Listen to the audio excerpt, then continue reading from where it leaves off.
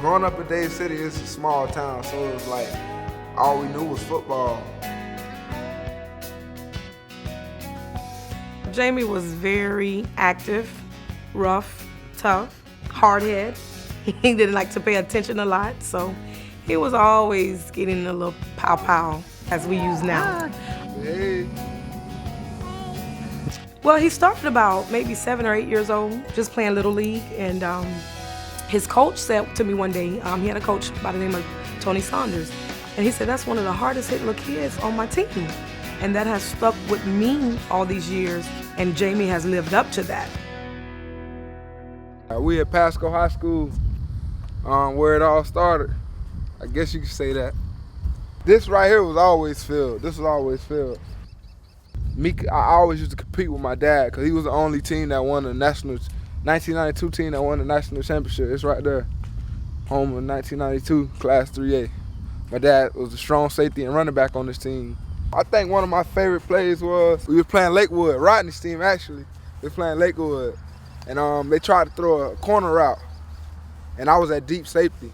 And I came across and made one of the biggest hits of my high school career, and the receiver dropped the ball, so that was one of the most exciting moments of my career here. I started posting all of my college letters that I started to receive. I posted them on the wall until I filled my whole wall with college letters. It was a difficult choice for us because he had the opportunity to go to Boise.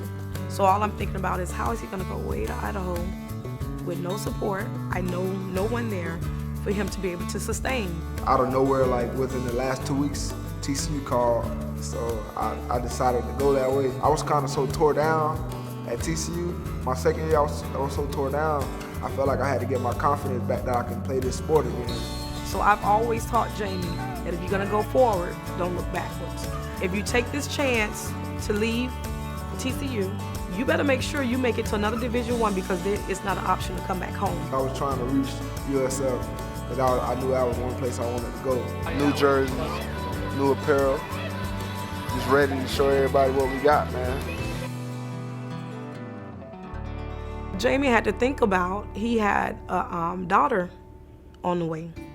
So not only was his life changing, my life was about to change too, because he's my only child. And when we talked it over as a family, what he said to me was, I felt the love and the vibe that I needed to feel at USF that made me make it certain that that's where I want to be. And also I can be home when my child is born, and I can be an active part in her life.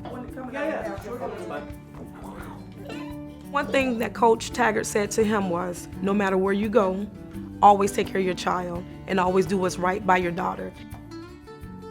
He loves her, and there's no love. You can't explain their love. It's unconditional.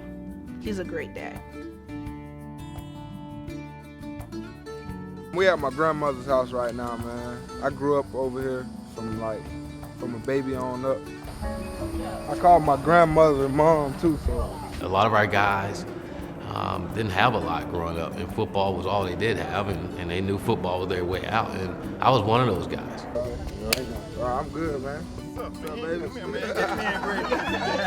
I used football to help me get where I wanted, and that's my message to those guys. They let football help you get to where you want to go in life.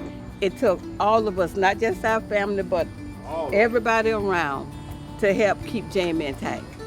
Be quiet. Right here, this is where we had Jamie's high school graduation. And when he graduates from USF, we're gonna change the 1 to a 5.